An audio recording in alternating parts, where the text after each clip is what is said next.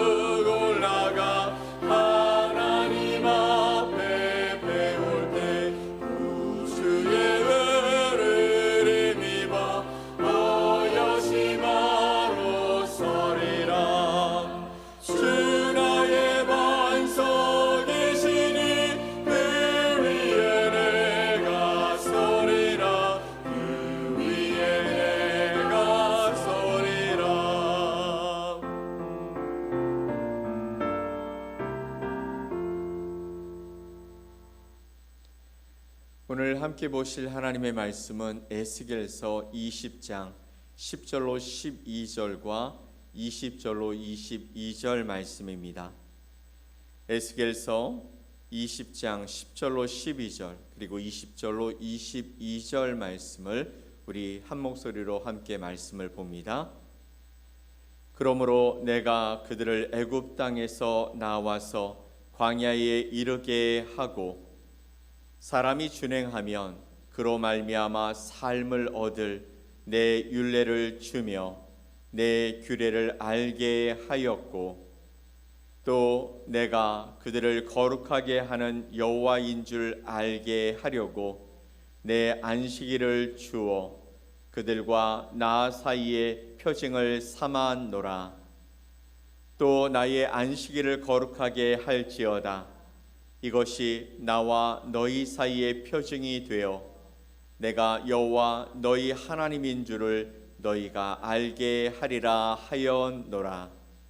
그러나 그들의 자손이 내게 반역하여 사람이 지켜 행하면 그로 말미암아 삶을 얻을 나의 율례를 따르지 아니하며 나의 규례를 지켜 행하지 아니하였고 나의 안식일을 더럽힌지라. 이에 내가 이르기를 내가 광야에서 그들에게 내 분노를 쏟으며 그들에게 내 진노를 이루리라 하였으나 내가 내 이름을 위하여 내 손을 막아 달리 행하였나니 내가 그들을 인도하여 내는 것을 본 여러 나라 앞에서 내 이름을 더럽히지 아니하려 하였음이로다. 아멘. 오늘 에스겔서 20장 말씀을 통해 은혜의 법을 다시 붙들자라는 제목으로 여러분과 하나님의 말씀을 나누겠습니다. 우리는 신앙생활을 오래 하면 오래 할수록 때때로 영적인 무기력함과 더불어서 매너리즘에 빠지기도 합니다. 한 분야에 있어서 전문가가 되어지고 또 더 많은 것을 알아가면 알아갈수록 그곳에서 더 빛을 발해야 할 텐데 신앙생활은 어쩌면 오래 하면 오래 할수록 그것이 우리에게 기쁨과 소망과 감사가 아닌 점점점 의무만 남는 것처럼 보여지기도 한다라는 것이죠. 옛날의 은혜, 왕년의 은혜는 희미해지고 신앙의 감격보다는 우리가 종교적인 의무감만 남을 때가 있다라는 말입니다. 자녀들의 신앙이 우리 세대만큼 또 뜨겁지 않는 것을 보면서 그것이 안타까워지기도 하고 때로는 그들의 몫이지라고 내버려 두기도 합니다. 오늘 본문은 바로 그 지점에 서 있는 우리에게 주시는 하나님의 준엄한 경고이자 동시에 변함없으신 은혜를 상기시키는 말씀입니다. 하나님께서 베푸신 생명의 선물을 멸시하고 세대를 거쳐가며 불순종의 그 고리를 끊어내지 못했던 이스라엘 백성들의 모습을 통해서 저와 여러분 자신의 모습을 함께 살펴보면 좋겠습니다. 하나님은 이스라엘을 애굽의 종살이에서 이끌어 내셨습니다. 그리고 광야에서 그들에게 생명을 주는 그 선물을 주셨습니다. 11절은 분명하게 말씀하고 있죠. 함께 읽어봅니다. 사람이 준행하면 그로 말미암아 삶을 얻을 내 율례를 주며 내 규례를 알게 하였고. 아멘. 이스라엘 백성들이 430년 동안 애굽에서 종살이를 하게 되어지죠. 처음에는 그들은 종된 모습이 아니었습니다. 애굽에서 환대받고 그리고 그들을 애굽 사람들이 그래도 같은 공간 안에 살아가는 그런 사람들로 존중하고 있었습니다. 그런데 어느 순간 그들은 종이 되어 그곳에서 고통받고 고난받고 있었던 것이죠. 그때 하나님은 그들의 외침을 들으시고 그들을 구원하십니다. 모세를 통해 그 이스라엘 백성들을 애굽에서 출애굽하게 하신 이후에 광야에서 그들에게 말씀을 주시죠. 사람이 준행하면 그로 말미암아 삶을 얻을 내 율례를 주며 내 규례를 알게 하였다라고 말씀하십니다. 모세를 통해 하나님의 율법과 하나님의 그 규례를 이스라엘 백성들이 배우기를 원하셨고 그 말씀대로 살아가며 순종하기를 기대하셨습니다. 그런데 하나님의 말씀이 그들에게 억압과 무거운 짐처럼 되어지자 그들은 그 말씀이 결국에는 그들의 삶의 기쁨과 소망이 아닌 의무감으로 빠지게 되어졌다라는 것이죠. 분명히 그것을 지킬 때 그의 영혼이 살아나고 참된 생명을 누리게 하는 생명의 그 길 자체였던 그 하나님의 말씀이 그들에게는 결국 힘들고 어려운 삶이 되어졌다라는 것이죠. 그리고 12절 말씀을 보면 이렇게 말씀하십니다. 또 내가 그들을 거룩하게 하는 여호와인 줄 알게 하려고 내 안식일을 주어 그들과 나 사이의 표징을 삼았노라. 하나님의 생명의 말씀뿐만 아니라 안식일을 주셨다라고 말씀하십니다. 안식일을 주신 목적이 무엇입니까? 바로 그들을 거룩하게 하는 여호와인 줄, 하나님이 그런 분이신 줄 알게 하려고 안식일을 주어 그들과 나 사이에 표징을 삼았다라고 말씀하고 있는 것입니다.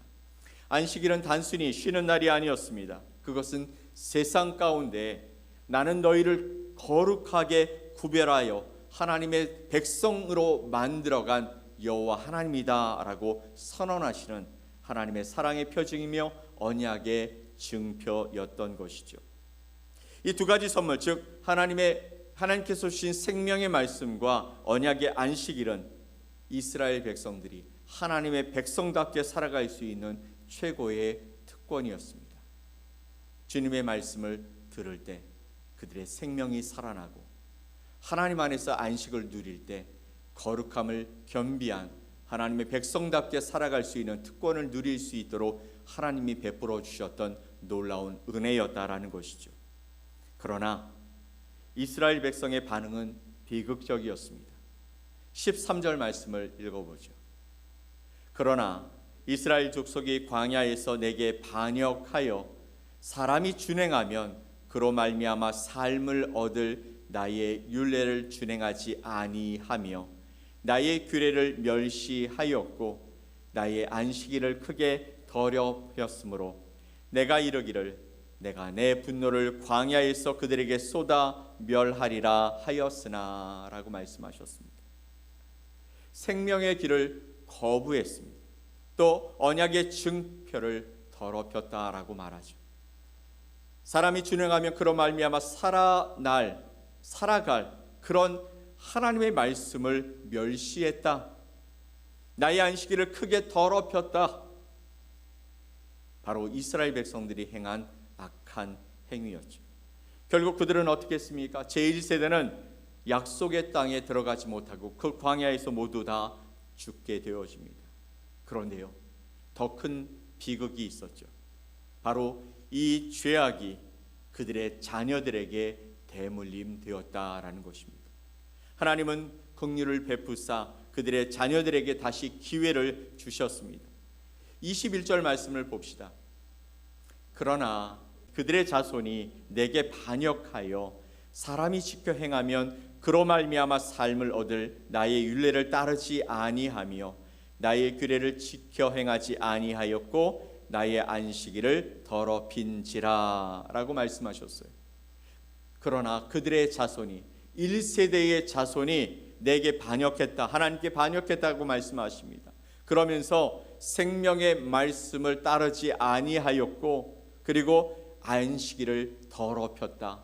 그들의 부모의 세대처럼 그렇게 똑같이 행하였다라고 말씀하시죠. 그래서 하나님이 어떻게 말씀하십니까? 이에 내가 이르기를 내가 광야에서 그들에게 내 분노를 쏟으며 그들에게 내 진노를 이루리라 라고 말씀하시는 것이죠.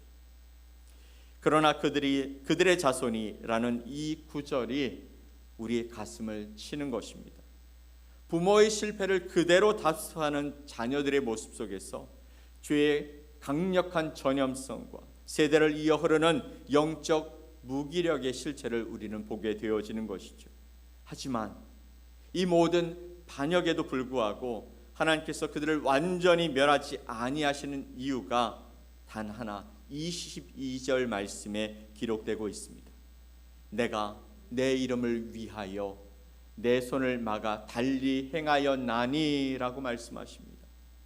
내 이름을 위하여, 하나님의 이름을 위하여 그들을 완전히 멸하지 아니하신다. 내 손을 막아 달리 행하셨다라고 말씀하시고 계시는 것이죠. 우리의 구원은요, 우리의 의로움이 아니라 하나님 당신의 이름을 더럽히지 않으시려는 하나님의 신실하심에 근거한다라고 계속해서 말씀을 나누고 있습니다.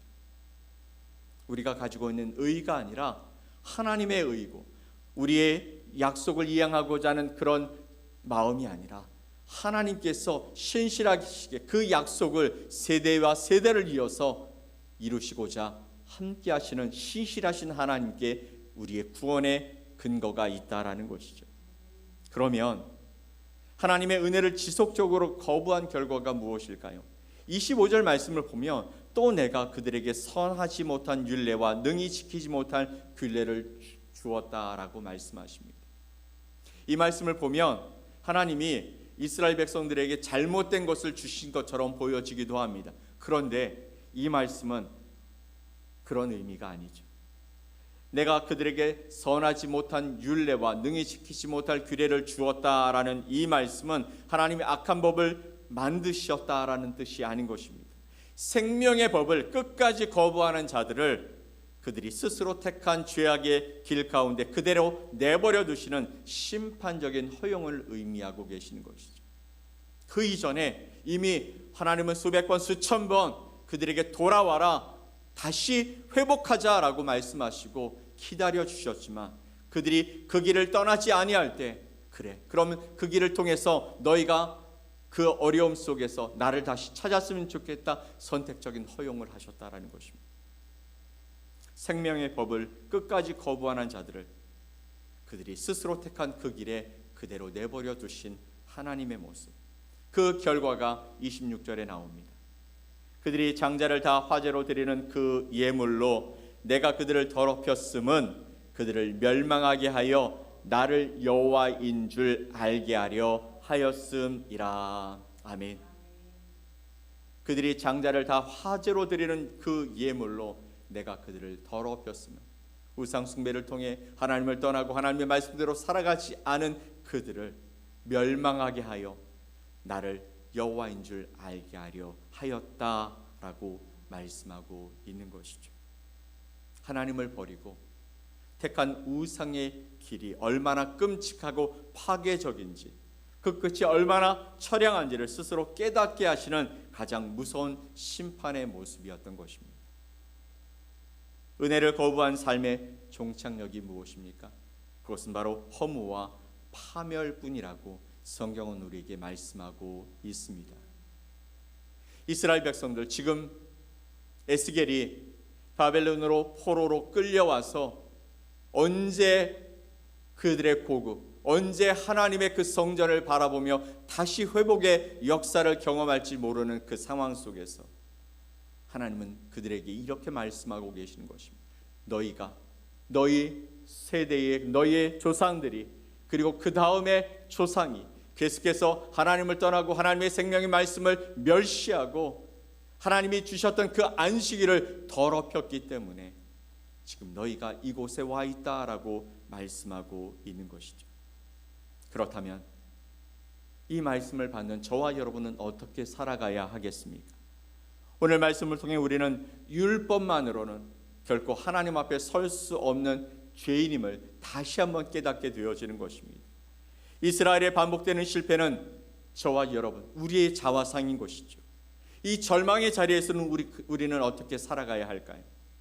첫 번째, 우리는 낡은 신앙의 관습을 회개하고 첫 마음을 회복하며 살아가야 할 줄 믿습니다. 혹시 우리에게도 하나님의 말씀이 생명의 양식이 아니라 지켜야 할 규칙이 되어지고, 주일 예배가 하나님과의 인격적인 만남이 아니라 종교적인 의무가 되고 있는 것은 아닙니까? 주일이니 그래 교회 가야지, 안 가면 좀 찜찜하고, 그리고 한 주간 동안 무슨 일이 일어날지 모르니 내가 가서 앉아 있어야지 라는 의무적인 모습이 되고 있는 것은 아닙니까? 이것이 바로 이스라엘이 멸시했던 하나님의 규례이며 더럽혔던 안식일의 정신인 것입니다. 오늘 이 시간 주님 말씀을 주심에 감사합니다. 주님과 만나는 이 예배 자리가 나의 가장 큰 기쁨이 되게 하여 주옵소서 라고 기도하면서 신앙의 첫 마음을 회복하는 저와 여러분이 되시기를 예수 그리스도의 이름으로 간절히 축복합니다. 아멘. 두 번째, 너무나 당연한 것이지만 나의 의가 아닌 예수 그리스도의 의를 붙들고 살아가야 한다라는 것이죠. 이스라엘 백성들의 실패는 무엇입니까? 율법을 행함으로 의로워지려는 시도가 있었다라는 것이죠. 하나님의 말씀을 따라 살아가고 그 말씀을 지키는 것이, 그것이 하나님 앞에서 내가 할 의무를 다하는 것이다 라고 생각했던 것입니다. 나는 저들과 다르게 하나님의 말씀을 이렇게 지키며 살아가는 거야. 그러니 저 사람 이렇게 하나님 말씀대로 살아가지 않는 자들은 심판을 받아 마땅히, 나는 그렇게 살지 않고 하나님이 말씀하신 대로 살아간 의인이야. 그런데 하나님 우리에게 뭐라고 말씀하십니까? 율법의 행함이 너를 의롭게 하는 것이 아니다라고 말씀하셨어요. 우리의 소망은 율법을 완벽하게 성취하시고 십자가에서 우리의 모든 불순종을 대속하신 예수 그리스도 한 분뿐임을 우리는 기억하며 살아가야 한다라는 것이죠. 내가 이만큼 했으니 라는 자기 의를 모두 내려놓고 매일 아침 나는 죄인입니다, 오직 예수 그리스도의 보혈만이, 은혜만이 나를 살게 합니다 라고 고백하는 것이 바로 생명의 길을 걷는 성도의 삶인 줄 믿으시기 바랍니다. 내 의가 아닙니다. 나를 의롭게 하신 예수 그리스도의 의를 붙잡고 살아가는 것이 우리의 삶의 생명의 길을 걷는 길임을 믿으시기 바랍니다. 마지막으로 다음 세대에게 은혜의 유산을 물려주며 살아가야 합니다. 우리의 자녀들이 실패의 역사를 반복하지 않게 하려면 우리가 어떻게 해야 할까요? 교회 가라 교회 가라 라는 말보다 우리가 먼저 말씀 안에서 기뻐하고 또 예배를 통해 참된 안식을 누리는 모습을 그들 가운데 보여주어야 하는 것이 아닙니까? 나는 그렇게 살지 못하면서 너 교회 가서 하나님 잘 믿어, 예수님 잘 믿어야 돼 라고 말하는 것이 무슨 의미가 있냐라는 것이죠. 가정에서 하나님의 은혜를 나누며 살아가야 합니다. 우리의 연약함을 솔직하게 고백하면서 함께 기도하는 모습을 통해서 신앙이 살아있는 실제임을 보여주며 살아가야 하지 않겠습니까? 이것이 세대를 이어 흐르는 불순종의 고리를 끊고 우리 가정을 은혜의 통로로 세워가는 길인 줄 믿으시기 바랍니다. 사랑하는 성도 여러분, 이스라엘의 실패를 거울 삼아서 우리가 오늘 붙잡아야 할 것은 오직 십자가의 은혜인 줄 믿습니다. 예수 그리스도께서 우리를 위해 자신을 내어주셨던 그 사랑과 은혜를 붙들고 일어서야 할 줄 믿습니다. 살아있는 하나님의 말씀을 우리의 삶 속에서 기뻐하며 그 삶이 내 안에서 열매가 되어지고 그 열매가 하나님의 나라를 확장시키는 아름다운 삶이 되어져야 할 줄 믿습니다. 그리고 다음 세대인 우리의 자녀들에게 믿음의 본을 보이고 그리고 그것이 그들 가운데 소망이 될 수 있도록 우리가 주님 앞에서 애쓰며 힘쓰며 우리의 신앙의 그 길을 주님 앞에서 정말 아름답게 살아가기로 소망하면서 주님, 내 삶의 주인이 하나님이십니다 고백하며 살아가는 놀라운 은혜가 우리 다음 세대에게 보여져야 할 줄 믿습니다. 오늘 이 말씀을 통해 하나님께서 우리의 삶을 다시 회복시키시고 또 우리의 자녀들의 삶을 하나님께서 강건하게 세우시는 놀라운 역사가 일어나기를 소망하며 주님 앞에 엎드리고 주님 앞에 간구하는 저와 여러분 되시기를 예수 그리스도의 이름으로 간절히 축원드립니다. 아멘. 우리 함께 기도하겠습니다. 하나님 아버지 감사합니다. 오늘도 우리의 삶에 주시는 하나님의 경고의 메시지는 너희가 생명의 말씀을 멸시하고 여호와 하나님과의 언약의 표징인 그 안식일을 더럽히며 살아가고 있는 것은 아닌지 묻고 계시는 주님 앞에 우리 자신을 돌아보게 하여 주옵소서.